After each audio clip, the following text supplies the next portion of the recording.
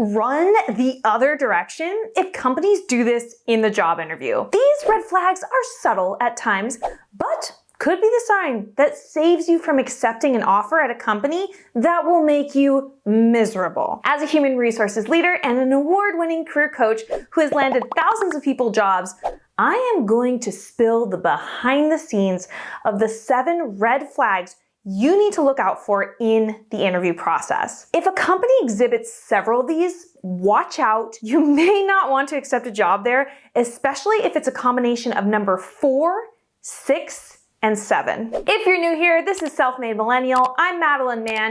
You may have seen me on ABC, Wall Street Journal, Bloomberg, and more. Subscribe for bleeding edge career and job search strategies. So I coach job seekers on how to become job shoppers, essentially where you are in control of choosing your next adventure, not where you are wishing and hoping some company will give you an offer. You need this mentality when looking out for red flags, or else you start to let these red flags go. You convince yourself that it's probably fine, and then you take the job offer where you are then in a miserable, toxic environment for potentially years. Take, for example, my client, Kyle, who joined my coaching program needing to land a product marketing role after getting his MBA and was struggling to get the attention of employers. And he just wanted a job that would fund his visa sponsorship. But with some coaching, I turned him into a job shopper and started getting dozens of companies asking him to interview with them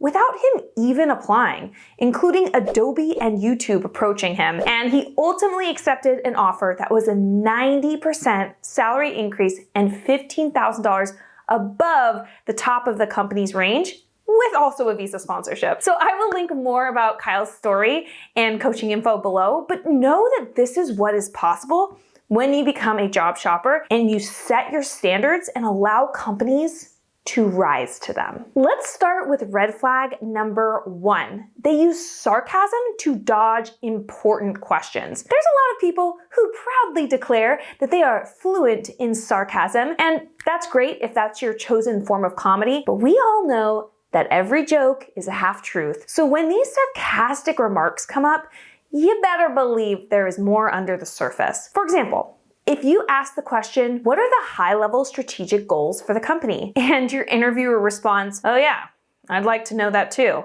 But actually, we're mostly focused on, yeah, I would call this a volcano response because there are some dynamics brewing under the surface. And quick reminder to also not use sarcasm in the interview. I cannot emphasize enough how awkward this can make things. Red flag number 2. They don't ask many questions in the interview. Now, this can be a very good sign or a very bad sign, depending on the context. So lean in, starfish. This is actually a good sign in some cases, such as when I was interviewing for a head of HR role at a tech company. I interviewed with the CEO and department heads, and every interview, they essentially asked me 2 questions. Tell me about yourself, and what questions do you have for me? I may be entitled to compensation with how much I was carrying these interviews. Fortunately, I am a question machine and I tend to interview companies about as much as they interview me. And I'll link a video of questions to ask in the interview and the worksheet you can use to answer the question, tell me about yourself.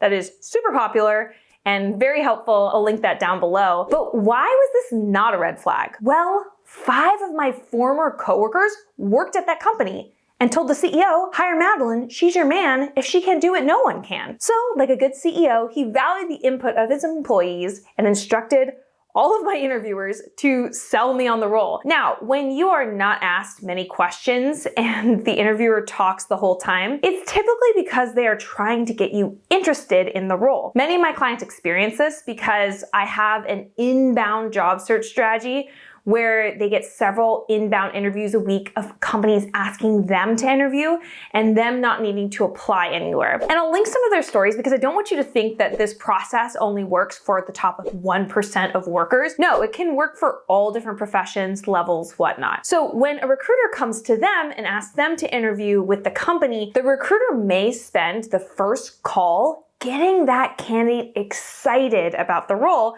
since the recruiter approached them instead of them opting in and applying. So this is normal and not an issue. When it is sketchy though, is when this selling you on the role happens so much and they really have no information about you after multiple interviews, or they barely learn anything about you and then give you a job offer. They may have retention problems where they are trying to take anyone and everyone in this role. You'll likely get an offer without feeling like you really earned it. And this could indicate they don't really care who you are. They just need a butt in a seat quickly. And you're likely to leave that role soon after starting too. I remember I was once targeted for a pyramid scheme and they spent the whole time telling me about all the money I could make and the cars I could buy. And they didn't ask me anything about myself or even tell me the core tasks of the role. Those are some of the reddest flags I've ever seen. Red flag number 3, the interviewer mentions anything negative about their coworkers. When an interviewer gives you information about a company, they are giving you the baby Advil dosage of the drama. It's highly diluted by the time it gets to you. Therefore, if they say cryptic things about their coworkers, like, she's got a different work style than me, but we're figuring it out, or something a bit more overt, like that team doesn't seem to want to collaborate on it, but we're really trying. Yeah, that drama likely goes much deeper. Remember, you can ask follow-up questions. Don't allow them to simply be cryptic. Another option is to do informational interviews with current and former employees to discover more about the company. I'll link my informational interview guide that gives you the right questions to ask. Red flag number 4, high turnover. If the company seems to be churning through employees like a baby through diapers, that is a big old flag that this may not be the most pleasant and stable place to work. How can you figure out if the company has high turnover? You can take a peek at Glassdoor for company reviews. Now, know that often the most unhappy people post on Glassdoor, and most of the happy people never think to write a review. So anything you read on there is not total reality. You can ask why this role is open in the interview to get a bit more context, or do some informational interviews to get the inside scoop. Again, use the informational interview questions list I put below. Red flag number 5. Gotcha questions. Ah yes, there is nothing that brings me quicker to a boil than when I hear that one of my interviewers has been using gotcha questions to test candidates. And as an HR leader and someone who has trained thousands of people in companies how to interview candidates, I have been on a crusade trying to eliminate these questions from every interviewer's lips. The questions haven't shown any predictive nature in a candidate's ability to do the job well, and they make candidates extremely uncomfortable. So what does a gotcha question sound like? Something like, how many windows are there in San Francisco? If you're 1 inch tall, trapped in a 12-inch tall blender, how would you get out? Or why are manhole covers round? Or some kind of other trivial riddle. When I ask interviewers what on earth possessed you to ask this question, they will say something like they want to see how that person thinks and problem solves. Okay, well, if that's the case, then ask them to solve a problem related to the role, or ask them to give an example of how they thought through a complex situation in the past. Nope. That would be too logical and take too much brain power to come up with a great question. Instead, they found some brain teaser question on the interwebs that helps them to feel superior in the interview and judge the candidate when that candidate does not get the answer that is so obvious to you, the person who read the answer already. Anyways, I feel like people who ask these questions are poorly trained and don't see the interview as this mutual vetting of both sides and instead have this impress me mentality. Not down. Red flag number 6, disorder in the interview process. If every time you speak with someone at the company, the job role seems to change, that's an indication of chaos. A big misconception is that when you interview for a job, the company understands what this job entails and what you will do.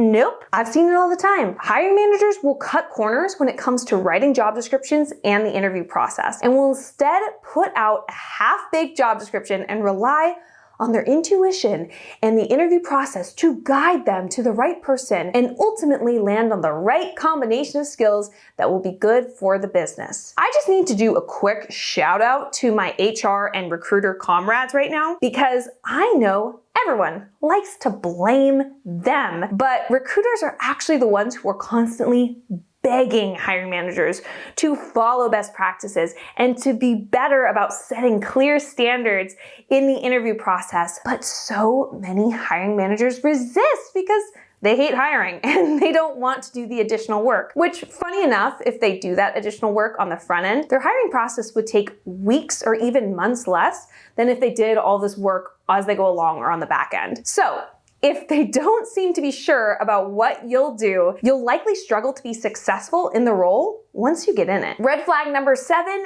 illegal interview questions. Let's talk about what is an illegal interview question, when is it not a red flag, when it is, and how to react. Asking an illegal question may not be a red flag per se, as most illegal interview questions are asked due to the interviewer being untrained. My friend, the odds that your interviewer is terrible at interviewing is super high. I talk about this in my free 5-day masterclass, Upgrade Your Career, of how to still master the interview and land the job offer even when you don't have an effective interviewer, which is most of the time. I'll link that class below, and if it's not running right now, be sure to get on the wait list. So illegal interview questions within the US include asking if you have kids, if you're married, what's your religion, where are you from, your health, your race, sexual orientation, your age, and in some states, they're not allowed to ask you about your previous salary. Sometimes these slip out as innocent small talk, like asking when you graduated or where your accent is from, which really shouldn't happen, but is probably not a big red flag. When it gets bad is when you can tell that they're fishing for inappropriate information. Straight up asking you if you have kids or are planning on having kids is majorly crossing the line. Also, insisting on getting your previous salary numbers is sketchy as well, unless you are in a country where reporting previous compensation is commonplace. I'll link 2 videos. One is how to respond to inappropriate job interview questions, and the other is how to answer the salary question in the interview elegantly without reporting past salary information. Both are linked below. Now, what red flags would you add to this list? Be sure to comment below, like this video, and subscribe to this channel. You've got this. Wi-Fi high five.